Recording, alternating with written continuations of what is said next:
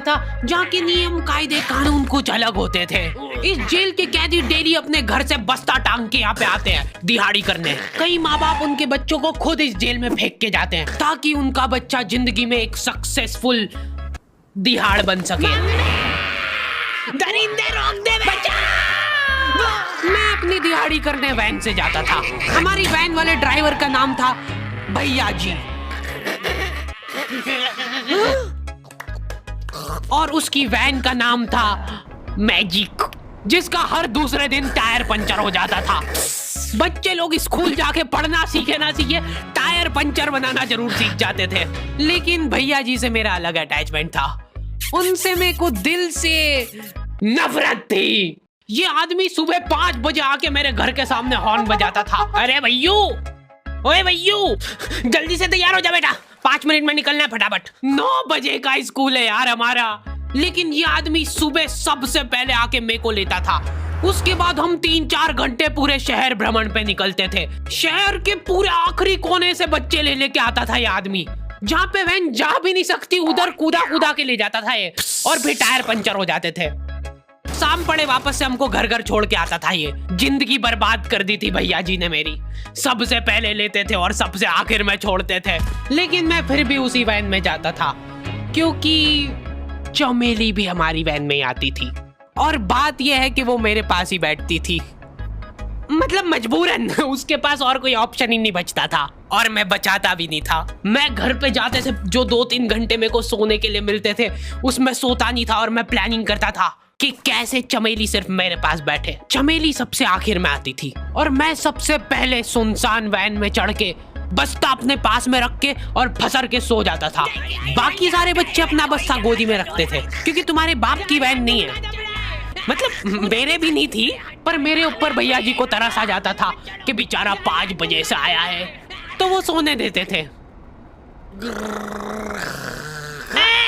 अरे कैसे चला रहा है ये गाड़ी? रुक जा, गाड़ी चलाना नहीं आती क्या? देखो, आदमी इतना तभी चिढ़ता है जब उसकी जिंदगी में कोई लड़की ना हो। नहीं है ना? नहीं, मैं समझ सकता हूँ लड़की ना होने का दुख दर्द। मैं भी किसी जमाने में लड़कियों की तलाश में गली मोहल्ले भटकता था।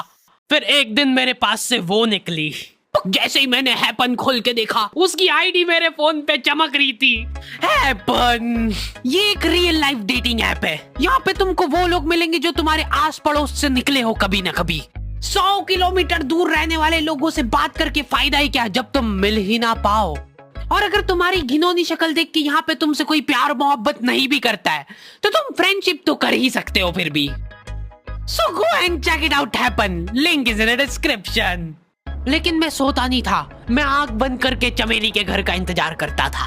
तो क्योंकि चमेली आखिरी में आती थी तो वैन पूरी पैक पुक हो रखी होती थी, बच्चे बाहर उबल रहे होते थे और मैं अपना बस्ता पास में रख के एक्टिंग देखो एक्टिंग।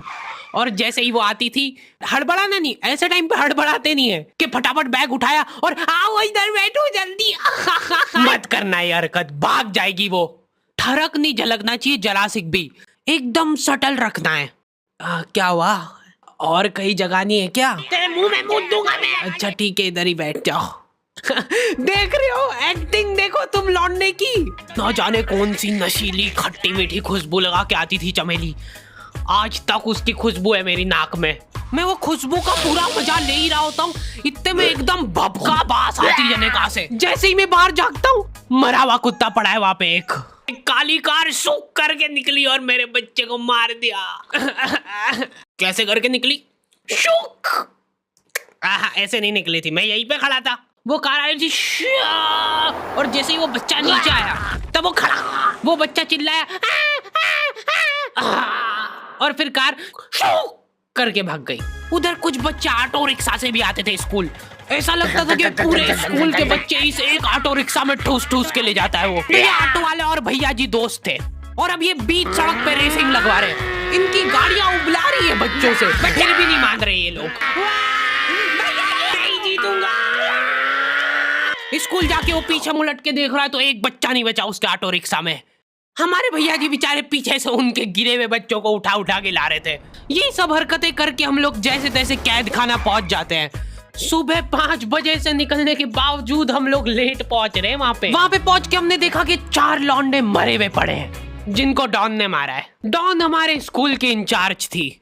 डॉन का कद छोटा था और पेट मोटा था, और आश्चर्य की बात यह है कि समय के साथ उसकी हाइट कम हो रही थी। मतलब बड़े नहीं बड़े वो चलता है एक बार को, पर इसकी कम हो रही थी। डॉन बहुत स्ट्रगल करके कार से स्कूल आती थी खड़े होके, क्योंकि बैठ जाए तो उसको सामने की सड़क नहीं दिखती थी। वो अलग बात है, खड़े होके भी पूरा नहीं दिखता था। हर रोज 2-4 कुत्ते कुचलते हुए आती थी वो। फिर मेरे को समझ आया कि रास्ते में जो कुत्ते दिखे थे वो डॉन इस कैद खाने में छत पे बैठी रहती थी स्नाइपर लेके। कोई भी कैदी कुछ गलत गतिविधि करता हुआ दिखता था तो वहीं पे, मैडम इनकी लाश का क्या करना है? अरे ये तो आपको पता ही है। कहाँ रह गए थे यार झमू दीदी? फटाफट ये खून वून साफ करो। झमू दीदी बुलेट से स्कूल आते थे और ये अफवाह फैली हुई थी पूरे स्कूल में कि उनके घर पे मर्सिडीज भी है। लेकिन झमू दीदी हम्बल रहना पसंद करते हैं। ऐसा कहा जाता था कि ये स्कूल ऑन पेपर झमू दीदी के नाम पे ही है, पर वो हम्बल रहने के लिए यहाँ पे झाड़ू पोछा लगाती है। वैसे मैडम इन्होंने करा क्या था? गैर कानूनी पेन फाइट का सट्टा खेलते थे ये लोग क्लास में। उससे मेरे को प्रॉब्लम नहीं है, मेरे को क्यों नहीं? हाँ, हमारी क्लास में पेन फाइट का सट्टा चलता था। हमारे इधर जो लौंडा पेन फाइट में जीतता था, सामने वाले का पेन उसका हो जाता था। कुछ बच्चे अपना सब कुछ दांव पे लगा देते थे और कर्जे में डूब जाते थे। फिर भी वो लोग हार नहीं मानते थे और अपने दोस्त से पेन उधार लेके खेलते थे और वापस हार जाते थे। तो अब क्लास में कुछ बच्चों के पास पोटला भर के पेन पड़ा है और कुछ बच्चों के पास पेन ही नहीं है। पेन इस कैद खाने की करेंसी थी। जिसके पास जितने महंगे पेन वो उतना रईस। यहाँ पे ब्लैक में पेन इधर उधर होते थे। नॉर्मल लोगों के पास होते थे 5 रुपए वाले जीफी जेल, जो कि तुम एक पन्ने पे लिखोगे तो पीछे 10 पन्ने तक छप जाएगा। और उनसे भी गए बीते लोग होते थे जो 3 रुपए वाला यूज एंड थ्रो लेके आते थे और उससे भी उनकी अच्छी राइटिंग आ जाती थी। बहुत चिढ़ मचती थी यार मेरे को उनसे। और कुछ चुनिंदा रईस लोग होते थे जिनके पास होता था ट्राइमैक्स। हर बच्चे का सपना होता था कि उसके पास एक ट्राइमैक्स हो, साथ में आसपास 2-4 लड़कियां हो। मेरे को प्लीज मेरे को यहाँ पे ऑटोग्राफ दे दो। ये लो ट्राइमैक्स किंग के। ये ट्राइमैक्स क्या बात कर रही है? सही में एकदम रईस लोग ही अफोर्ड कर पाते थे ट्राइमैक्स। वो बाबड़े भी एक एक अक्षर लिख के रिफिल खोल के देखते थे।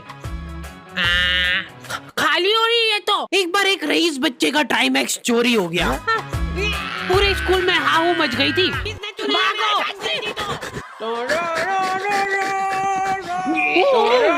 देखो, उस दिन हमको पता चला कि वो आदमी दौड़ भी सकता है। हमारे स्कूल में कुछ भी कांड हो रहा है, ये आदमी सबसे पहले दौड़ के आएगा। पूरा बैग खोल चोर, और बच्चों के बैग चेक करेगा। स्कूल वालों को भी इसकी सैलरी देते वक्त सबसे ज्यादा आंख खरती है। सैलरी किस चीज की?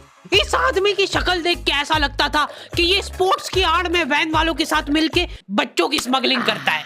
इस महान आदमी का नाम था भूषण। इसने अपनी जांग पे टैटू करा रखा था, भू अलग जांग पे, सड़ अलग जांग पे। सर कल से खो खो खेलने के लिए कितनी बजे आना है? वो तो बैग चेक करा पहले तू। इन्होंने पूरे कैद खाने के कैदियों को लाइन से खड़ा कर दिया है। पेन हमारी क्लास के बच्चे का गुमा है और पूरे स्कूल में ढूंढ रहे हैं लोग। आखिरी में पता चलता है कि वो बच्चा घर पे भूल के आ गया था उसका पेन। सॉरी बेटा, एक फेट में मुंह देगा।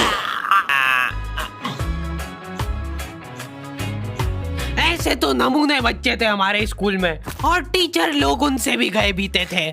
हमारे स्कूल में टीचरों को उनके नाम से कोई जानता ही नहीं है। बच्चों ने उनकी हरकतों के अनुसार टीचरों के नाम रखे हुए। हमारे इंग्लिश वाले टीचर का नाम था छोटा भीम। इससे चिड़चिड़ा आदमी मैंने आज तक नहीं देखा। छोटा भीम की हॉबी थी लड़कों को कूटना। उस बेचारे की हाइट छोटी थी तो बच्चे के मुंह तक उसका हाथ ही नहीं पहुंचता था। बेचारा उचक उचक के मारता था, फिर भी कमर तक ही हाथ पहुंच पाता था उसका। एक पॉइंट पे मेरे को ऐसा लगने लग गया था कि उसको सैलरी लड़कों को कूटने की मिल रही है। कभी किसी बच्चे को बहुत ज्यादा मार दिया, घायल हो गया वो बेचारा, ये लो आपका एक्स्ट्रा बोनस। होमवर्क तुम्हारा बाप करेगा क्या? सर मेरे पापा मर गए, तू भी मर जा। ये लो। अरे वाह, नहीं चल रही, सांस तो नहीं चल रही है। हाँ कंफर्म कंफर्म मर चुका है ये। ओह ये लो आपका प्रमोशन हो गया है। लड़कियों से उसका अलग अटैचमेंट था। कौन सा परफ्यूम लगा के आई हो? सर थोड़ा थोड़ा दूर रहो। अरे मैं कुछ कर थोड़ी ना। भोली सी सूरत और आंखों में ठरक लेके स्कूल आ जाता था ये daily. So this means that he will jump over it and then he started ये आदमी इंग्लिश को इंग्लिश में ही ट्रांसलेट करके चल जाता था हमारी नंगी आंखों के सामने। इधर वॉशरूम में मौत का नंगा नाच मचा रखा था लॉन्डो ने। 4 लॉन्डे दिन दिन भर वॉशरूम में जाके खड़े हैं, कुछ भी नहीं कर रहे वो लोग वहां जाके। उनको बस मन की शांति मिलती है वहां जाके। अगले दिन उन चारों ने प्लानिंग करी कुछ तो प्रोडक्टिव करते यार वहां जाके। अगले दिन वो सब पानी की बोतल लेके गए। अब वो पानी पी पी के हाथों हाथ मूत रहे हैं। और ये टीचर लोगों को प्रॉब्लम क्या है, बच्चे अगर वॉशरूम जा रहे हैं तो एक गया है तो अभी दूसरा नहीं जा सकता है। क्यों? तुम्हारे घर की लेटरिन थोड़ी ना है वो कि एक टाइम पे एक जना यूज कर सकता है। मान लो वो 2 जने अगर वॉशरूम में मिल गए तो वो क्या कर लेंगे ज्यादा से ज्यादा? भाई यहाँ का बल्ब निकाल लेते हैं ना। हाँ निकाल लो, फीस भरी है अपन ने। लॉन्डो को ऐसा लग रहा है कि इन्होंने फीस भर के पूरा स्कूल खरीद लिया है। 10 लॉन्डे कॉरिडोर में छाती चौड़ी करके चल रहे हैं प्रिंसिपल के सामने। प्रिंसिपल को इग्नोर कर रहे हैं ये लोग। इनको ऐसा लग रहा है कि इन्होंने फीस भर दी है तो प्रिंसिपल इनके पैर पड़ेगी। उनमें से आधों ने फीस भरी भी नहीं है। हमारा स्कूल बिल्कुल सेफ नहीं था। हमारे वॉशरूम में चोरियां हो जाती थी यार। बल्ब चोरी करने के बाद सब लोग अंधेरे में मूत रहे एक दूसरे के जूते पे। उधर उधर कर। उसके बाद पूरे वॉशरूम में कुछ दिख नहीं रहा है चोरी करने का। तो ये लोग हाँ नल उखाड़ के ले गए। नल कौन ले जाता है? कभी वो मछली वाले साबुन चोरी हो जाते थे, कभी ये फिनाइल की सफेद गोली को माउथ फ्रेशनर समझ के खा जाते थे। भाई भाई इसको चबा मत, इसको चूस, ज्यादा देर तक चलेगी ऐसे। ठंडक हो रही भाई, ठंडक।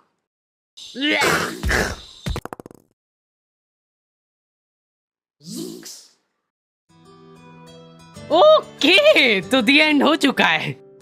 होपफुली तुम लोगों को ये वीडियो पसंद आई होगी। अब कोई भी रोएगा नहीं। किधर गया? वो मर चुका है। लो भाई तुमको जो चाहिए था ले आया हूँ मैं। अपने दोस्तों को ब्लैकमेल करो उनकी गंदी फोटोज दिखा के कि उनको ये वीडियो मजबूरन देखना पड़े। बाकी अगर तुमको इसका सेकंड पार्ट चाहिए तो 2.5 लाख लाइक्स कर दो फटाफट। और हैपन चेकआउट करना बिल्कुल मत भूलना, लिंक मैंने डिस्क्रिप्शन में डाल दी है। मिलते हैं नेक्स्ट वीडियो में।